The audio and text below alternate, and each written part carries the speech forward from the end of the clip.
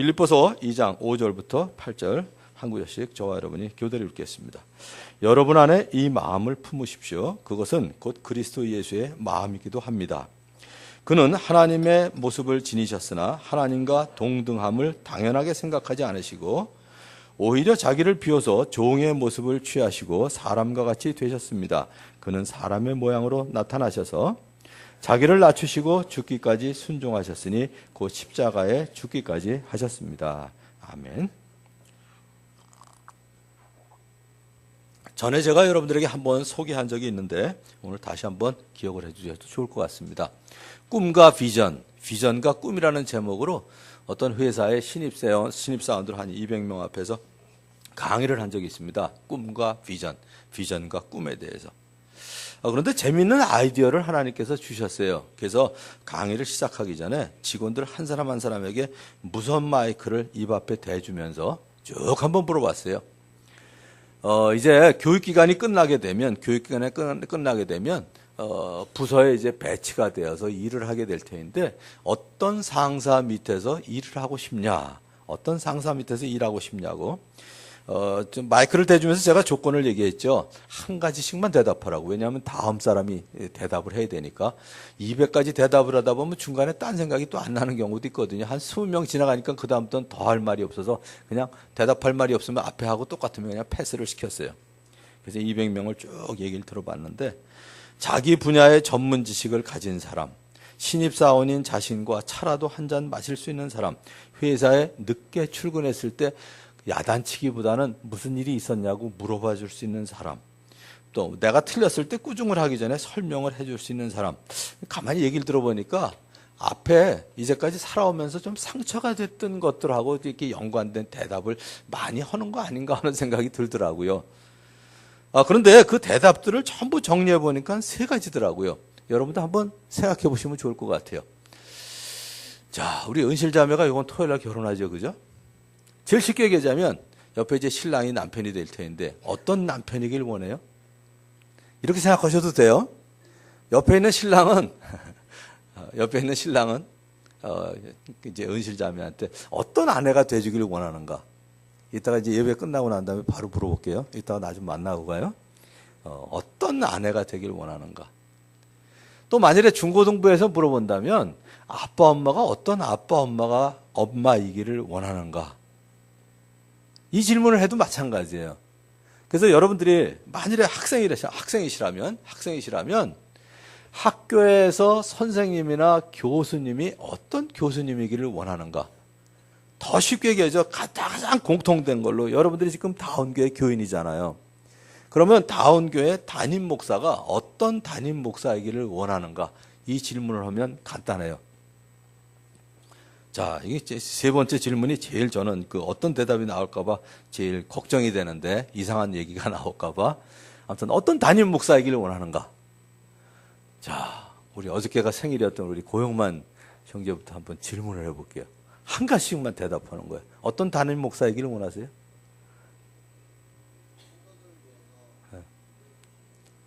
제가 기도 부족 같아서 얘기하신 건 아니죠. 이런 식으로 제가 질문하지 않을 테니까 편안하게 하시면 돼. 기도를 많이 할 수 있는 사람. 또 우리 이정기 형님. 어떤 담임 목사이기를 원하는가? 예?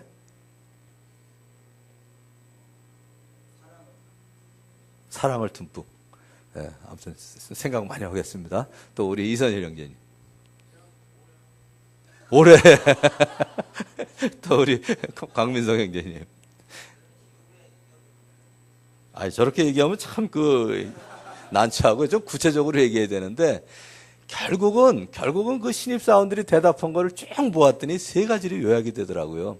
첫째는 실력 좋은 상사예요. 실력 좋은 상사. 2번째는 성품이 좋은 상사. 지금 사랑도 얘기하고 이렇게 했지만 결국은 성품이 좋은 상사고요. 그 다음에 3번째는 나를 성공시켜 줄 수 있는 상사. 나를 진급시켜주고. 우리 종교 형제랑 우리 고영만 형제 위해서 기도할 때마다 아무튼 진급을 위해서 기도하고 있는데 아주 속상하죠, 그죠? 요번에도 안 돼서. 결국 진급시켜줬으면 좋겠는데 진급을 안 시키는 거예요. 자기는 실력도 좋은데 나를 성공시켜주고 나를 진급시켜주고 내 연봉이 올라가게 할 수 있는 사람, 나를 성공시켜줄 수 있는 사람, 이건 부부 사이도 그렇고 부모와 자녀 간의 관계도 그렇고요. 어디나 다 마찬가지예요. 이 세 가지. 그렇습니다. 실력이 없는 상사 밑에서는 그가 해야 할 일까지 내가 떠맡게 돼요. 그리고 그에게서 내가 배울 게 없어요. 실력이 있어도 성품이 좋지 않은 상사하고 함께 일하면 진짜 힘들어요. 마음에 맞는 일을 하고 있더라도 대인관계에서 마음에 어려움을 많이 느끼게 되거든요. 실력은 좋은데 성품이 안 좋으면 자기 실력 좋은 것과 비교하면서 오히려 더 쪼아요. 부하 직원들을 너무 힘들게 해요. 넌 뭐 전공했냐? 이렇게 이제 비인격적인 대우를 받게 되면 더 힘들게 돼요. 근데 실력이 있고 성품이 좋은 사람과 함께 일을 하면 일할 맛이 나는데, 그런데 이것도 장기간 내 승진이라든가 연봉이라든가 장래성에 대해서 신경을 써주지 않는 사람과는 오래 같이 일할 맛은 나지 않아요. 결국은 세 가지 같아요. 혹시라도 다른 요소가 있으면 이따가 예배 마치고 난 다음에 이거는 하나 더 넣었으면 좋겠다 꼭 얘기를 해주셨으면 좋겠는데, 제가 보기에는 다 모아서 아무튼 나눠보니까 세 가지더라고요. 실력 좋은 상사, 성품 좋은 상사, 그리고 나를 성공시켜줄 수 있는 상사. 이것도 역시 3COC더라고요. 실력, 성품, 성공시켜줄 수 있는 거니까 이제 세 가지를 요약이 되는데, 모든 대인관계에서 우리는 다른 사람에게 무엇인가를 기대하게 됩니다. 아내는 남편에게, 남편은 아내에게, 자녀는 부모에게, 학생은 스승에게, 직장에서는 상사에게 기대하는 바가 있습니다. 물론 상사도 부하 직원에게 기대하는 바가 있죠. 여러분들은 어떤 사람을 원하십니까? 학생이라면 어떤 스승을 만나기를 원하고, 직장이라면 어떤 상사 밑에서 일하기를 원하십니까? 대개 요약을 해보면 결국 아까 말씀드린 것처럼 실력 좋은 상사, 성품 좋은 상사, 나를 성공시켜줄 수 있는 상사일 것입니다. 그런데 그런 관점에서 보더라도 지난주에 빌립보서 말씀을 가지고 묵상을 하다 보니까요, 바로 빌립보서 2장에 나오는 예수님의 모습을 보면서 예수님 진짜 멋있는 상사다, 이런 생각이 들더라고요.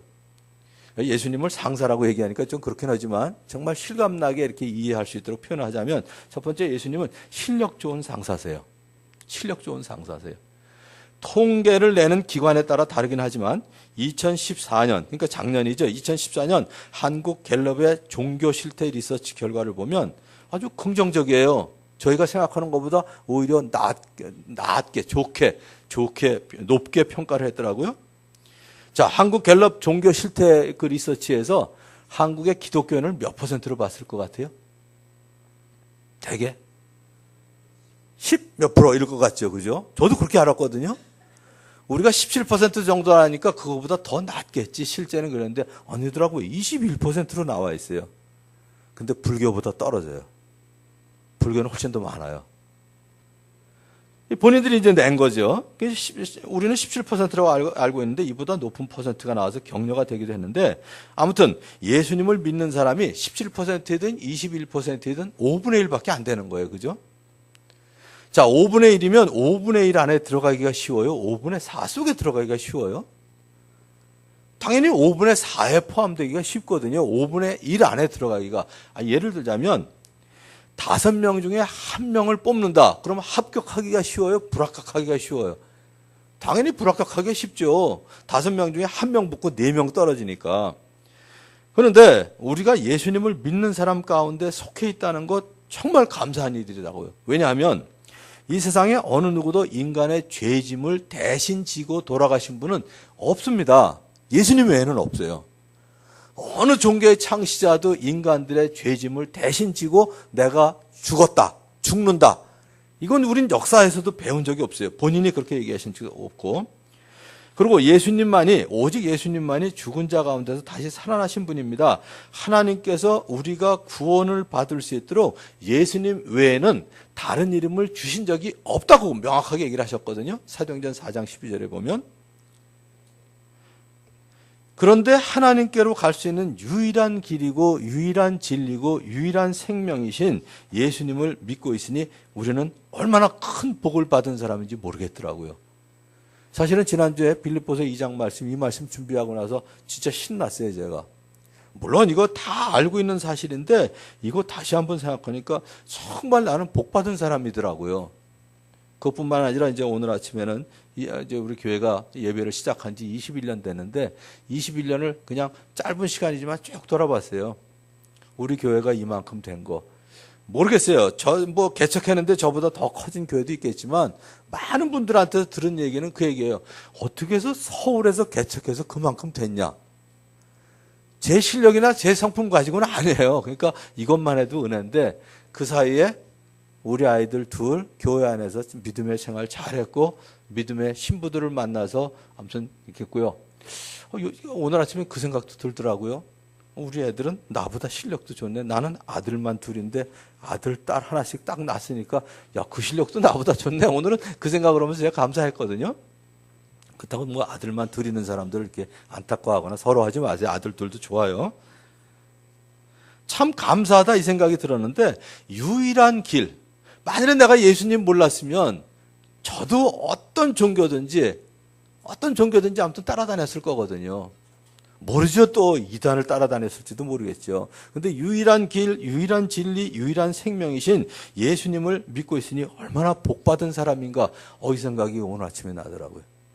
자, 우리 옆 사람하고 한번 인사 한번 하셨으면 좋겠어요. 진짜 복 받으셨네요. 그러고. 진짜 복 받으신 분이에요. 옆에 없으면 뒤에 분하고 해주세요. 진짜 복 받으신 분들이에요, 여러분들은. 여러분들은 정말 복 받으신 분들이에요. 사도 요한은 예수님을 다음과 같이 표현했습니다. 태초에 말씀이 계셨다. 그 말씀은 하나님과 함께 계셨다. 그 말씀은 하나님이셨다. 그는 태초에 하나님과 함께 계셨다. 모든 것이 그로 말미암아 창조되었으니 그가 없이 창조된 것은 하나도 없다. 그 말씀은 육신이 되어 우리 가운데 사셨다. 여기에 말씀은 누구를 가리키냐? 예수님을 가리키는 말입니다. 예수님은 오늘 본문 6절에서 얘기하는 것처럼 하나님이세요. 창조주세요. 우리가 믿고 있는 예수님은 이처럼 권위가 있고 실력이 좋은 분이십니다. 진짜 멋있는 좋은 상사를 만난 거예요, 우리는. 일반 사회생활에서도 내 위에 있는 분이 권위와 실력이 없으면 그의 일까지 내가 해야 돼요. 그리고 그에게는 배울 게 없어요. 권위가 없으면 나를 보호해주거나 책임져 줄 수도 없습니다. 든든한 안전장치가 되어주지도 못합니다. 그러나 우리 예수님은 하나님이세요. 창조주세요. 그러니까 나의 피할 바위가 되시고 나의 필요를 채우시는 공급자가 되어주시고 나의 신실한 인도자가 되어주십니다. 제가 복음을 전할 때 종종 누가복음 15장에 나오는 보통 말하는 이제 탕자의 비유라고 얘기하는데 탕자의 비유를 예를 듭니다. 여러분 다 아시죠? 최근에 이제 믿으신 분들을 위해서 다시 한번 설명을 드리자면 이런 얘기예요. 어떤 사람에게 아들이 둘 있었는데 작은 아들이 자기에게 돌아올 유산을 미리 달라고 아버지한테 조르는 거예요. 뭐 아버지가 멀쩡하게 살아계신데 이 유산을 자기 몫을 받아가지고 멀리 도망갈 생각을 하니까 말렸겠죠. 그게 얼마나 졸랐겠어요. 그러니까 이제 아버지가 결국 줬습니다. 그 몫을 줬어요. 그러니까 이제 아버지의 간섭을 받기 싫은 이 둘째 아들이 그 몫을 가지고 멀리 도망을 갔어요. 이게 도망이죠. 그러니까 돈 있을 때 얼마나 아무튼 친구들 따르고 여자들 따르고 지 마음대로 했겠어요. 그러나 허랑방탕하게 살면서 그 재산을 모두 날려버렸어요. 그러고서는 오랜 가뭄 끝에 모든 걸 탕진하고 아주 궁핍하게 된 작은 아들이 집에 돌아왔습니다. 만일에 여러분들이 그 작은 아들이라면 여러분들의 아버지가 여러분들을 어떻게 맞이해 주시기를 바라세요? 유산이라고 그렇게 졸라가지고 말리는데도 불구하고 졸라서 다 받아갖고 나가서 허랑방탕하게 쓰고 다 탕진해버렸어요. 아주 궁핍하게 됐어요. 그리고 돌아왔는데 제가 생각하기에 적어도 두 가지 아버지가 있을 것 같아요. 그렇게 말려도 우기고 지 유산이라고 내가 멀쩡하게 살아있는데 갖고 나가더니 다 까먹어 이놈아? 너 돈 까먹은 거 다시 벌기 전에는 문지방을 넘어설 생각을 하지 마라. 이런 아버지가 있을 거예요. 또 한 가지 아버지는 몇 년 동안 이 아들이 죽었나 살았나 창문 밖을 대문 밖을 멀리 동구 밖까지 바라보던 그 아버지가 그 아들이 돌아왔을 때 나의 이 아들은 죽었다가 살아났고 내가 잃었다가 다시 되찾았다 하는 그 아버지. 그래서 막 뛰어나와서 반겨주고요. 입을 맞춰주고 끼워안아주고 그리고 잔치를 벌려주는 그 아버지. 어떤 아버지를 원하시겠어요? 뭐 어떤 사람한테 물어봤더니 그러더라고요. 당연히 후자의 아버지요. 그 대신 제가 아버지라면 저는 벌기 전에는 문지방을 못 넘어서게 할 걸. 그래서 제가 도둑놈 심보라고 그랬어요. 자기가 아버지일 때는 그렇게 하고, 그럼 아들일 때도 그렇게 해야지. 당연히 후자의 아버지가 돼야 되고, 또 우리는 후자의 아버지를 원하죠. 물론 이제 받아주신 아버지, 그 아버지의 아들답게 사는 건 그 후의 일이에요. 그 후의 일이에요. 그런데 세상의 모든 종교는 전자의 아버지하고 똑같아요. 네가 까먹은 돈 벌기 전에는 문지방 넘어설 생각을 하지 마라. 이게 사실은 종교예요. 한번 보세요. 일반적인 종교 뭘 원해요? 선한 일을 많이 해야 돼요. 근데 되었고 되지도 않아요. 될까 하노라 이거예요. 그걸 뭐라고 얘기하냐면 종교적인 언어로 적선이라고 그래요. 선을 많이 쌓아야 돼요. 물론 우리라고 선을 안 하냐? 그거 아니에요. 우리는 구원받은 은혜 때문에 하나님의 자비하심을 받았기 때문에 우리는 선한 일을 행해야 되는 거고요. 그러나 선한 일을 행해야 구원받는다는 조건은 아니다 이거예요. 조건은 아니에요. 또 한 가지는 뭘까요? 고행을 많이 하면 받아주실까 하노라 이겁니다. 고행을 많이 해야. 또 한 가지는 뭘까요? 돌을 많이 닦아야. 득도해야. 또 하나 제일 안 좋은 것 중에 하나인데 많이 갖다 바쳐야. 많이 갖다 바치는 건 이건 진짜 아니에요. 그거는 아니에요. 제가 전에도 말씀드리지만 많이 갖다 바쳐가지고 만일에 하나님이 받은 우리가 믿는 하나님이 아니고요. 진짜 그런 하나님이 있어가지고 많은 돈을 갖다 바쳤더니 하나님이 받아주셨다. 그 하나님까지 갖다 집어넣어야 돼. 뇌물 먹은 사람이니까. 뇌물 먹었으니까. 우리 하나님은 그런 분이 아니시거든요. 스스로 죄의 값을 치를 만한 일을 해야 죄 문제를 해결할 수 있다는 건데 그 돈 다시 벌기 전에는 문지방을 넘어설 생각을 하지 말라는 아버지하고 같은 생각에서 나온 가르침이에요. 인본주의적인 생각에서는 그런 종교를 만들 수밖에 없어요. 그러나 사람은 스스로 자신의 죄 문제를 해결할 능력이 없습니다. 그러므로 죄가 전혀 없으신 예수님께서 사람들의 죄 문제를 해결해 주시고 하나님의 자녀로 거듭날 수 있는 길을 만들어 주신 거예요. 오늘 세례 받으신 두 분 아주 착하게 생기셨는데 두 분의 됨됨이 때문에 하나님의 자녀가 되면 될 수 있을까요? 안 될까요? 갑자기 대답을 안 하고 눈길을 피하시는데 그거 대답할 수 있는 사람이 아무도 없죠. 전화 여러분 아무도 없어요. 만일에 저는 됩니다. 그러고 얘기하면 그 교만 때문에 안 돼. 그 교만 때문에 안 돼요. 그래서 우리에게 죄 문제를 해결해 주시고 하나님의 자녀로 거듭날 수 있는 길을 만들어 주셨는데 우리는 이렇게 실력 좋으신 상사를 모시고 있는 복받은 사람들입니다. 할렐루야. 이럴 때 이제 아멘 한번 하시는 거예요. 할렐루야. 진짜 복받은 사람들이에요. 두 번째는요. 성품 좋은 상사세요. 예수님이. 실력은 탁월한데 성품이 너그럽지 못해서 비인격적으로 사람을 대하는 상사가 있어요. 요즘 많이 사용하는 말로 이런 사람을 뭐라고 그러나요? 요즘 많이 사용하는 말로 하자면 자기의 지위와 실력을 가지고 요즘 많이 쓰는 말 많이 들으셨죠? 갑질하는 상사라고 그래요. 갑질이라고 그러죠. 갑질. 모르겠어요. 뉴스에 익숙하지 않으신 분들은 최근에 많이 사용되는 말이니까 다 아시겠지만 조금 설명을 드리자면 갑질이 뭔가요? 갑을 관계에서 갑의 어떤 행동을 뜻하는 전미사인 이제 질 이걸 붙여서 갑질 이렇게 하는 말인데 이 권력의 우위에 있는 갑이 이 권리관계에서 약자인 을에게 부당행위를 통칭하는 말을 갑질이라고 그래요. 요즘 우리나라 참 창피한 일이 많이 있었죠. 땅콩 회항. 뭐 승무원이 땅콩을 어떻게 주느냐 그 태도 때문에 뭐 그냥 그 비행기를 돌려가지고 난리 났었죠. 그 사람 때문에 아무튼 한국 사회가 많이 깨끗해진 것 같아요. 덕분에. 그 사람은 안 됐지만. 모 백화점 모녀 사건 다 아시는 얘기라 그냥 넘어갈게요. 또 어느 대학교의 교수가 자기 교수 직위를 이용해서 제자와 인턴 여학생을 성추한 혐의 이런 거 다 갑질 논란이죠. 갑질 논란. 갑의 횡포가 끊이지 않고 신문지상을 이렇게 채우고 있습니다. 갑질까지는 하지 않더라도 나를 인격적으로 대하지 않는 사람은 두렵고 어떤 때는요 가까이 하고 싶질 않아요. 그래서 우리 그럴 때 늘 하는 말 있죠. 뭐가 두려워서 피하냐? 더러워서 피하지 그러고. 혹시라도 나의 약한 부분이 드러날까 두려운 마음이 생기기도 합니다. 그러나 내 연약한 부분에 대해서 이해를 해주고 기다려주는 사람 밑에서는 평안한 마음으로 최선을 다할 수 있어요. 그런데 예수님은 자신의 성품에 대해서 뭐라고 얘기하셨나요?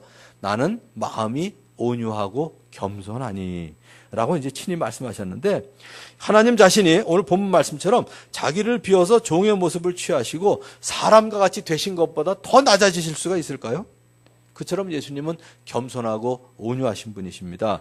현장에서 간음을 하다가 잡혀온 여인도 정죄하지 않을 정도로 온유한 분이셨지만, 물론 죄에 대해서는 아주 단호한 태도를 가지시고 미워하셨어요. 어린아이들이나 당시에 죄인들과 세리들도 함께 할 수 있었던 아주 온유하셨던 분이었습니다. 또 예수님은 사람들을 존귀하게 여겨주셔서, 저는 겸손이 뭐라고 하나요? 겸손은 다른 사람을 존귀하게 여기는 사람이 사실은 겸손한 사람이에요. 제가 가끔 오해를 받아요. 저는 아무튼 어디 가서 뭐 강의를 하거나 설교를 하고 나면 제일 앞자리 가운데 서서 사진 찍으라고 하는 게 그렇게 싫거든요. 앞에 서는 게 너무 싫어요. 제 옛날 사진들 보면 맨날 뒷자리에서 이렇게 찍어가지고 거의 눈하고 이마만 나오는 사진이 참 많아요. 그러다 보니까 나보고 겸손하다 이런 오해를 하시는 분들이 가끔 있는데, 그거는 수줍은 거지 겸손한 게 아니죠. 겸손한 건 뭐예요? 저는 그렇게 결론 내려요. 다른 사람을 귀하게 여겨줄 줄 아는 거. 그런데 예수님이 얼마나 겸손하셨는지, 우리를 귀하게 여기셔서 우리 하나라도 더 구원하시기 위해서 애쓰셨던 분, 또 자신의 몸을 내어주실 정도로 겸손하신 분이시죠. 진짜 멋있는 상사를 만난 우리는 진짜 복된 사람입니다. 더구나 우리 그런 말 있죠. 과부 심정은 과부가 안다고요. 제가 이렇게 자신 있게 대답을 못하는 게 하나 있어요. 대답은 해주는데 같이 느끼지 못하는 거. 재수하는 사람들이 오면 제가 이제 말을 잘 못해요. 일단 쩔려. 이런 질문을 할까 봐. 목사님이 재수해 보셨어요? 이럴까 봐. 전 재수 안 해봤기 때문에 재수하는 사람 심정 글쎄 안다고 그러는데, 단도직입적으로 재수하는 학생이 저한테 물어보면 저 대답 못해요.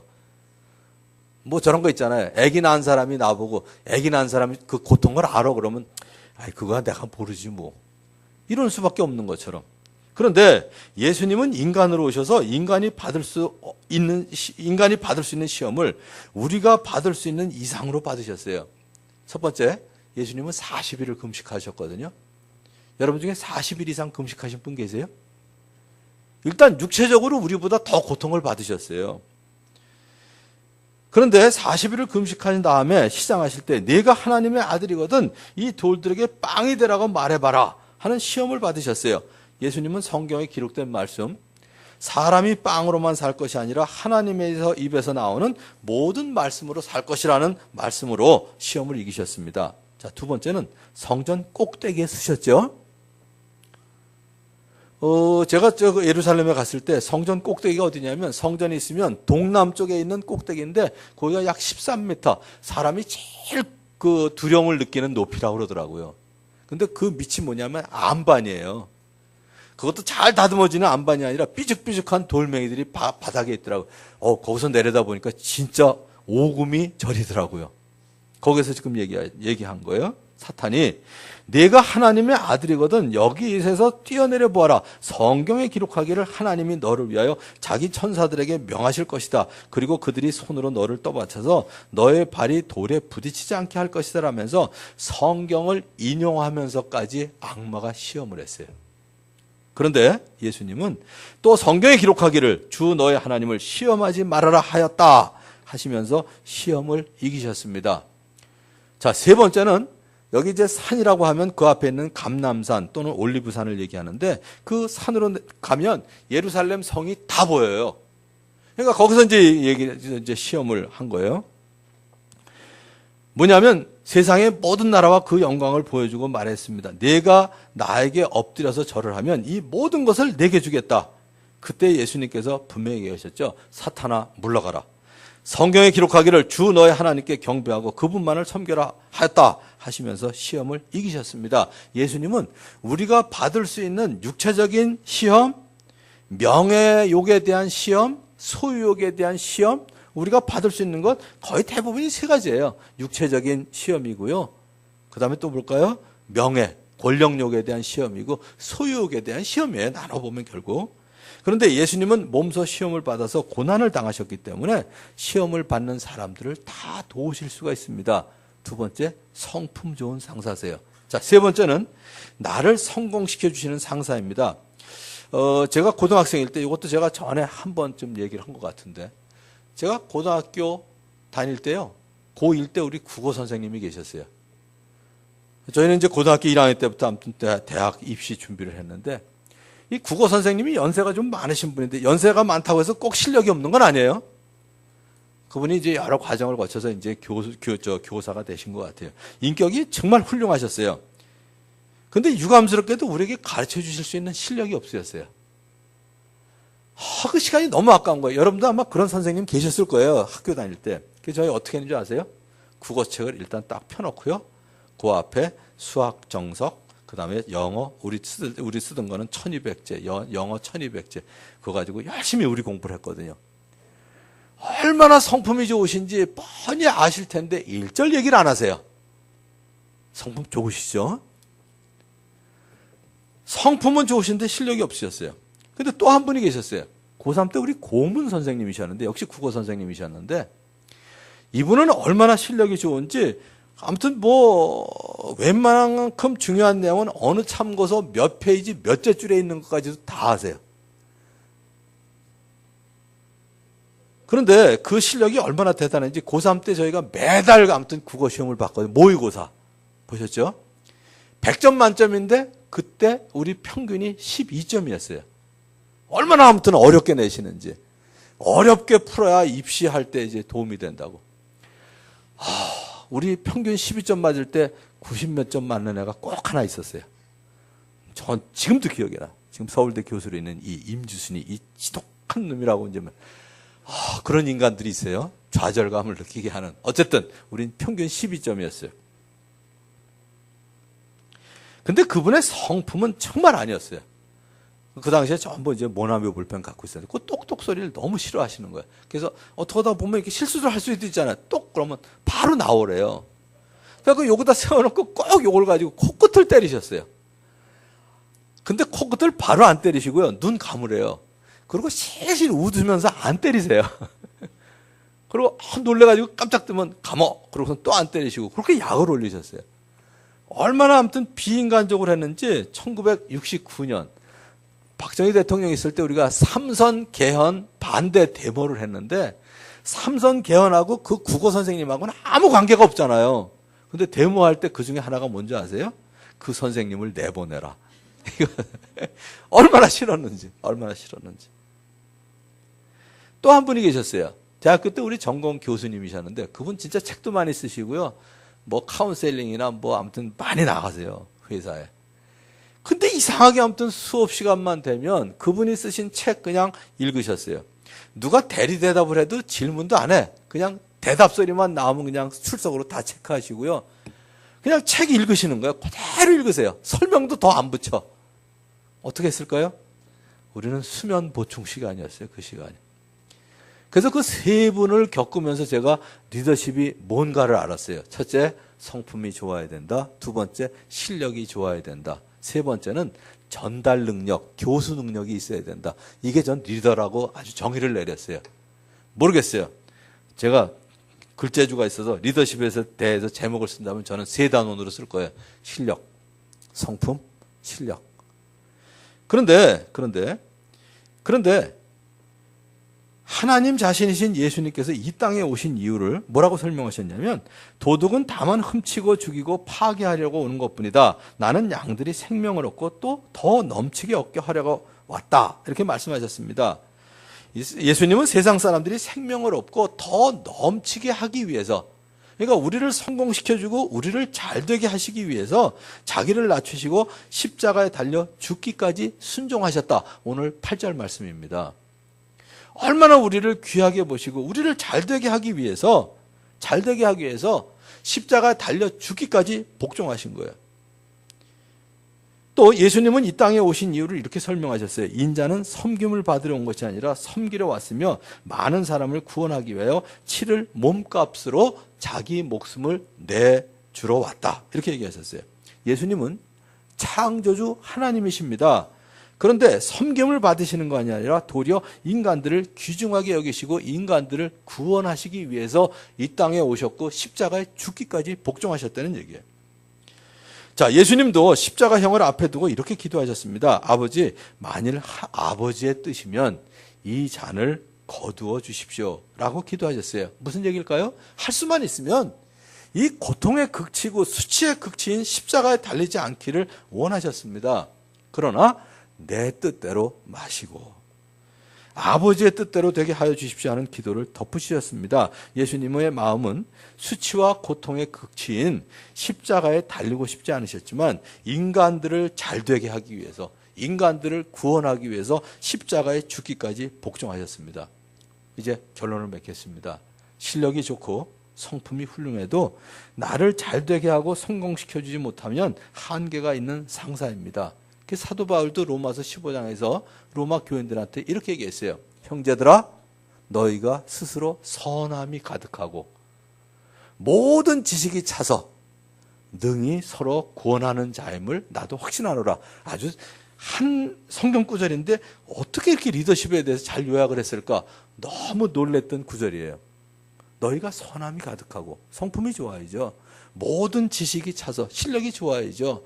능히 서로 구원하는 자, 다른 사람에게 전달하고 다른 사람을 성장시켜 줄 수 있는 사람. 그런데 이 세 가지 덕목을 갖출 것을 성도들에게 얘기했는데 우리 예수님이 진짜 이 세 가지 덕목을 잘 갖추셨더라고요. 진짜 멋있는 상사세요.